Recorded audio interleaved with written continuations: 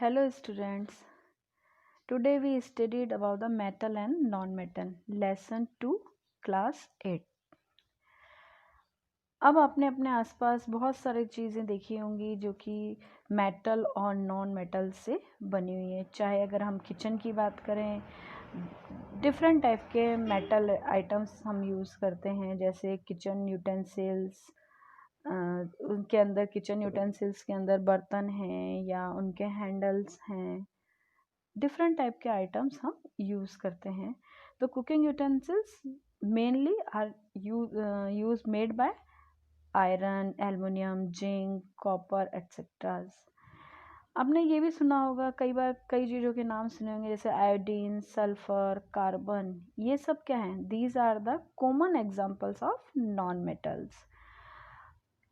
हमारे आसपास जितने भी पाए जाते हैं उनके अंदर मोस्टली 100 के आसपास जो एलिमेंट हमारे पास हैं उनमें मोस्टली क्या होते हैं? Metals and other than non metals. Metals and non metals are integral part of our life.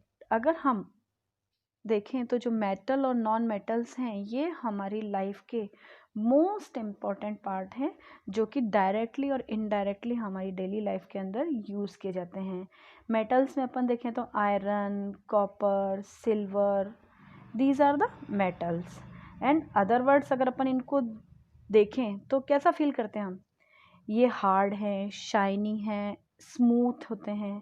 तो these are hard substances, shiny substances और स्मूथ सब्सटेंसेस, ये सबकी अलग अलग प्रॉपर्टीज़ हैं।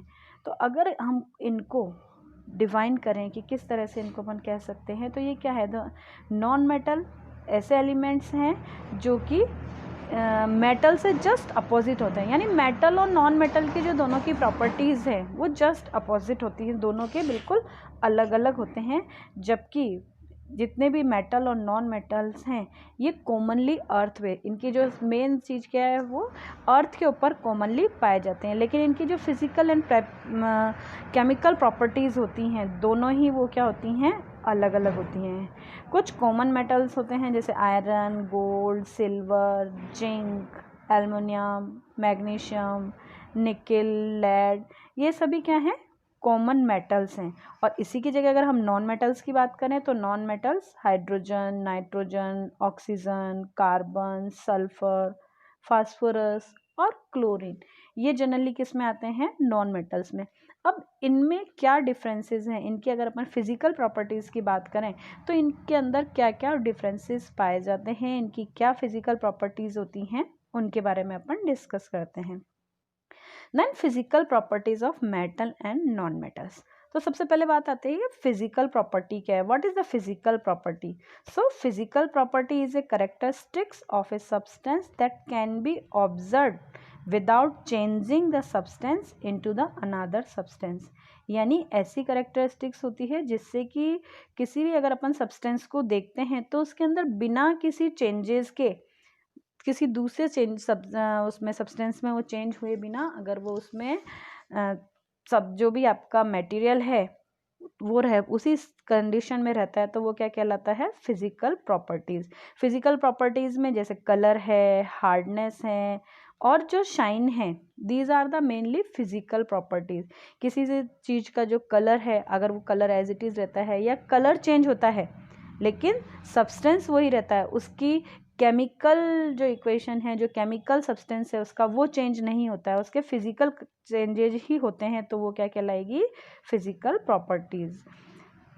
Then another term of shine is lustre. जैसे अपन ने बात की कि शाइन जिसके अंदर होगी वो क्या है? उसकी फिजिकल प्रॉपर्टी कहलाएगी। शाइन यानी चमक, अगर उसके अंदर चमक है या वो चमक लाइट को रिफ्लेक्ट कर देती है तो वो क्या कहलाएगी? लस्टर भी कह सकते हैं हम उसको।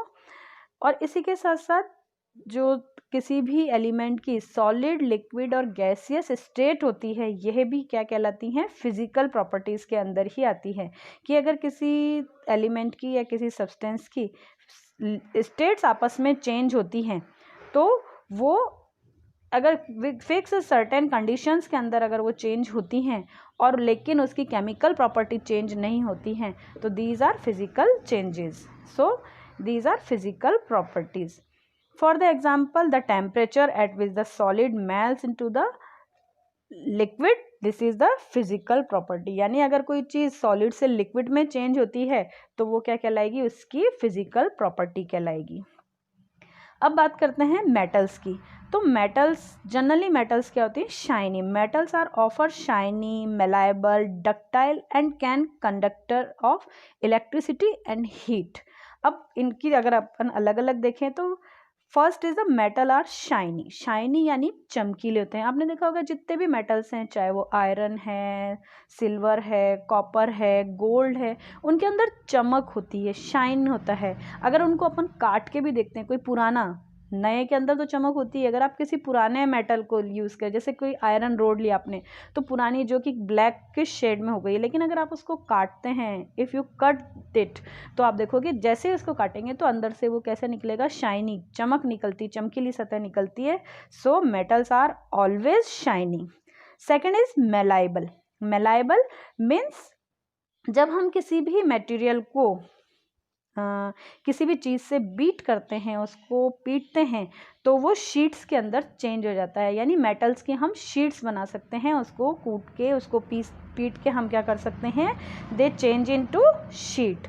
The malleable material is one that can be rolled into the sheet. जिनकी शीट बन सकती है वो क्या कहलाते हैं, मेलाइबल. और मेटल्स ऐसे ही होते हैं, आपने देखा होगा, चाहे लोहे की हो, आयरन की हो, कॉपर की हो या सिल्वर गोल्ड की हो, इनकी शीट्स आपको मार्केट में मिलती है. Third is the ductile. Ductile it means जिनसे हम लॉन्ग वायर्स बना सकते हैं. उनको अगर अपन खींचते हैं तो उनको खींच के वायर्स बनाए जा सकते हैं. तो ductile material is one that can be pulled out into a long wire. ऐसे मटेरियल जिनके वायर बन सकते हैं वो क्या कहलाते हैं, डक्टाइल. जैसे कि सिल्वर, गोल्ड, आयरन, कॉपर, ये सभी तरह के वायर्स आपने देखे होंगे, है ना. अब इसके बाद आता है कंडक्टर ऑफ इलेक्ट्रिसिटी. तो metals are highly conductor of electricity. जितने भी मेटल्स होते हैं जनरली इलेक्ट्रिसिटी के और हीट के कंडक्टर होते हैं. उसके अंदर हीट आसानी से सप्लाई हो सकती है. ओके, देन अगर अपन इस चीज़ को देखना चाहें तो इसके लिए हम एक्सपेरिमेंट्स भी कर सकते हैं, या उनको देखने के लिए कि क्या वास्तव में जो मेटल हैं वो इलेक्ट्रिसिटी के कंडक्टर होते हैं या नहीं होते हैं. तो इस चीज़ के लिए हम क्या करेंगे, एक एक्सपेरिमेंट करते हैं. जैसे कि हमने एक बीकर लिया, take a beaker made up of glass and fill approximated half of the beaker with water. उसको हम आधा पानी से भरेंगे. And put a steel spoon and a wooden stick into. उसके अंदर हम एक स्टील की और लकड़ी की चम्मच रखेंगे या एक लकड़ी का पीस रखेंगे. Now heat the beaker. And उसके बाद हम उस बीकर को गर्म करेंगे. After some time touch steel spoon and wooden stick. उसके बाद हम उन दोनों को छू के देखेंगे. व्हाट वी ऑब्जर्व, हम क्या देखते हो, आप क्या देखते हो उस चीज़ में, आपको क्या दिखाई देगा कि that we will observe that the steel spoon become hot while wooden stick does not become so hot. यानी कि जो स्टील की चम्मच है वो गर्म हो जाएगी ज़्यादा, लेकिन लकड़ी की जो स्टिक है वो इतनी गर्म नहीं होगी. इससे we can say that the metal यानी कि जो स्टील स्पून है is good conductor of heat. कि वो जो है स्टील की चम्मच वो गुड कंडक्टर हीट की है, इसलिए वो क्या हो गई, गर्म हो गई. ओके, इसी के साथ साथ अपन ये कह सकते हैं कि जो मोस्ट ऑफली मेटल्स हैं वो क्या हैं, सॉलिड होते हैं एट द रूम टेम्परेचर. जितने भी मेटल्स हैं वो सॉलिड हैं रूम टेम्परेचर के ऊपर. जैसे कि आप आयरन है, गोल्ड है, सिल्वर है, कॉपर है, ये सभी रूम टेम्परेचर के ऊपर क्या है, सॉलिड फॉर्म में है. लेकिन सिर्फ एक एक्सेप्शन है हमारे पास, या एक अपवाद कहना चाहिए हमारे पास, जो कि मरकरी है यानी Hg. ये रूम टेम्परेचर के ऊपर लिक्विड फॉर्म के अंदर होता है. इसी के साथ साथ हम एक और एक्सपेरिमेंट करते हैं कि हम क्या करेंगे, टेक ए नेल. हम एक कील लेंगे, स्मॉल आयरन नेल, और एक piece coil, 1 piece coil and piece of thick aluminium wire and pencil lead. मतलब हम चारों ही अलग अलग चीज़ लेंगे, एक कील, एक छोटा सा कोयले का टुकड़ा, फिर एल्युमिनियम वायर का टुकड़ा एंड पेंसिल लेड, जो आपके पेंसिल के अंदर लेड होते हैं ना, उस लेड के टुकड़े को हम लेंगे। फिर उसके बाद हम क्या करेंगे, इन चारों चीज़ों को अलग अलग करके हम एक एक करके उनके ऊपर हैमर से चोट करेंगे। बस ये ध्यान रखना है कि हमारे हाथ पर नहीं लगनी चाहिए। देन उसके बाद हम देखेंगे कि क्या होता है जब आप उसको आयरन नेल को उस पर हैमर से चोट करते हैं, कोयले के टुकड़े के ऊपर जब आप हैमर लगाते हैं या एल्युमिनियम वायर के या पेंसिल के ऊपर लगाते हैं तो क्या होता है। आप देखोगे कि आयरन नेल यानी जो कील थी या एल्युमिनियम वायर है वो क्या हो जाते हैं, फ्लैट हो जाते हैं, पतले शीट के जैसे बन जाते हैं ऑन बीटिंग द हैमरिंग। जब हम उनको हैमर से चोट करते हैं तो वो उसके अंदर फैल जाते हैं, जबकि जो कोयले का पीस है और जो पेंसिल है, लेड है, वो क्या हो जाता है, टुकड़ों के अंदर टूट जाता है। This show that the coil piece and pencil lead are brittle. इससे हमें क्या पता चलता है कि जो कोयले का पीस है और जो पेंसिल का लेड है वो क्या है, ब्रिटल है, यानी वो भंगुर है। उसको अगर हम हैमर से चोट करेंगे तो वो शीट में चेंज नहीं होगा, छोटे छोटे टुकड़ों के अंदर टूट जाएगा। फिर इसी के साथ साथ हम एक और एक्सपेरिमेंट करके देखते हैं कि अब हमको एक बैटरी लेंगे, बैटरी के को हम एक साइड से जो वायर लेंगे उसको एक नेल से, आयरन नेल से जोड़ देंगे, दूसरा हम वायर का पीस एक बल्ब के साथ अटैच करेंगे। अब आयरन नेल और बल्ब दोनों को हम तीसरे वायर के साथ क्या कर देंगे, जोड़ देंगे। जैसे ही आप उनको जोड़ते हैं तो आप क्या देखते हैं कि बल्ब इज ग्लोइंग, यानी बल्ब जलने लगता है। यानी जो आपका मेटल है वो क्या करता है, एज ए कंडक्टर काम करता है, और उस आयरन नेल के कारण बल्ब ग्लो करने लगता है, जिससे हमें पता चलता है कि metals are good conductor of electricity. Okay, इस चीज़ को हम अलग अलग चीज़ों के साथ भी इस एक्सपेरिमेंट को कर सकते हैं कि जहां आपने आयरन नेल ली है उसकी जगह सल्फर पीस लगाएं, एक बार आप कोयले का पीस लगा के देखिए एंड 4 टाइम कॉपर वायर लगाइए। तो हमको अलग अलग से आपको सभी से क्या डिस्कशन मिलेगा, उससे हमें पता चलेगा कि कौन सी चीज़ कंडक्टर है और कौन सी चीज़ नॉन कंडक्टर है या बैड कंडक्टर है। जब हम देखेंगे कि we will observe that the electric bulb glow when we use iron rod and copper wire। जब हम कॉपर वायर और आयरन रोड लगाएंगे तब तो आपको बल्ब हमेशा जलता हुआ दिखाई देगा, लेकिन जब कॉयल पीस और सल्फर आप लगाएंगे तो bulb does not glow to the in case, यानी इस केस के अंदर जब हमने कोयले का पीस और कॉपर वो लगाया सल्फर पीस, तब हमारा बल्ब नहीं जलता है। जिससे हमें क्या पता चलता है, that metals such as iron and copper are good conductor of electricity and the other hand non metals such as coil piece and sulfur are bad conductor of electricity. So we see that the things made of metal produce ringing sound when struck hard. अब नया character आता है sonorous, यानी metals जो होती हैं वो sonorous होती है। Sonorous it means they are sound producing, उनके अंदर आवाज़ निकलती है। अगर मेटल्स को आप किसी भी हार्ड स्टिक से या किसी लकड़ी के टुकड़े से भी आप अगर उसको बजाएंगे, उसके ऊपर चोट करते हैं तो आपको आवाज़ आती है, साउंड प्रोड्यूस होता है। सो वी कॉल्ड सोनरस, इसलिए ऐसी चीज़ों को हम क्या कहते हैं, sonorous, and metals are sonorous.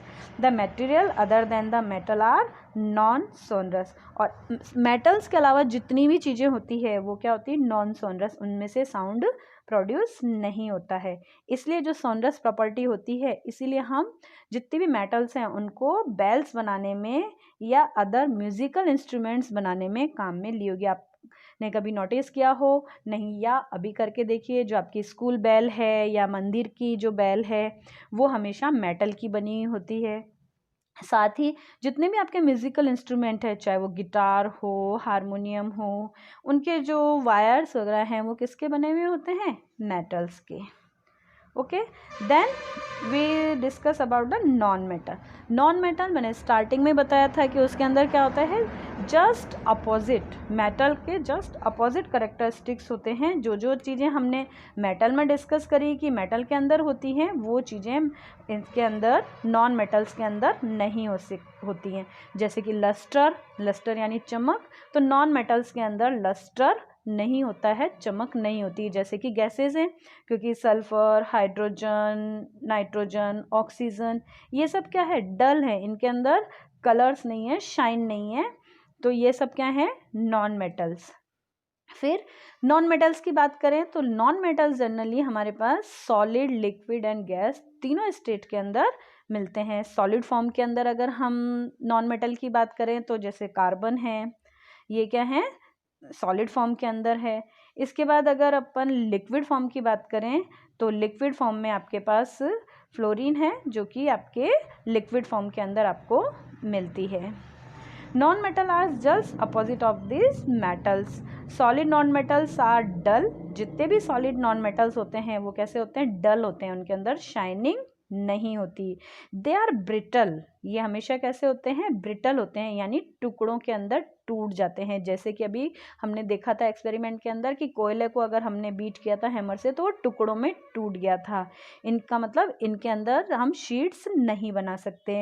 And they are not मेलाइबल, यानी इनसे शीट्स नहीं बनती है। और नॉट डक्टाइल, और ना ही ये डक्टाइल होते हैं, ना ही इनसे वायर्स बनते हैं। जैसे ही हम इनको मारेंगे ये क्या बनेंगे, ब्रेक अपार्ट इजीली, वो आसानी से छोटे छोटे टुकड़ों के अंदर टूट जाएंगे। And they are poor conductor of electricity. ये जो नॉन मेटल्स होते हैं जनरली, सभी जन के लिए नहीं कह रही हूँ मैं, यहाँ जनरली क्या से होते हैं, पुअर कंडक्टर होते हैं। बट अगर इसकी जगह हम देखें तो इसमें एक अपवाद होता है, graphite is a carbon compound, वो कार्बन से ही बनता है, लेकिन वो गुड कंडक्टर ऑफ इलेक्ट्रिसिटी होता है। Generally 10 of the 16 non metals found in nature are gases, यानी जो 16 मेटल्स हैं, नॉन मेटल्स हैं, उनमें से 10 कैसी होती हैं, गैसेज होती हैं एट द रूम टेम्परेचर। अगर हम रूम टेम्परेचर के ऊपर देखें तो जो 10 गैसेज हैं वो हमें गैसियस फॉर्म के अंदर मिलती है, जो कि हम जैसे ब्रीथ करते हैं मोस्टली नेचर के अंदर, तो क्या करते हैं, ऑक्सीजन, नाइट्रोजन, ये सब ऑक्सीजन लेते हैं, कार्बन डाइऑक्साइड लेते हैं, तो ये सब क्या है, गैसेज हैं।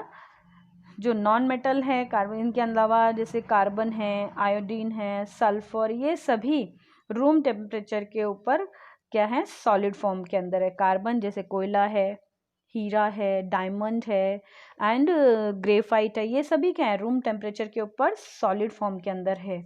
फिर इसी के साथ साथ अगर अपन गैसेस की बात करें तो helium, neon, argon, krypton, xenon, radon, these are the gases. और ये गैसेज भी कौन सी है, नोबल गैसेज है। Noble gases means do not ordinary from compound, जो कि नॉर्मल वेज में अगर हम देखें तो ये दूसरे कंपाउंड्स नहीं बनाती हैं, इसलिए इन्हें नोबल गैसेज कहा जाता है।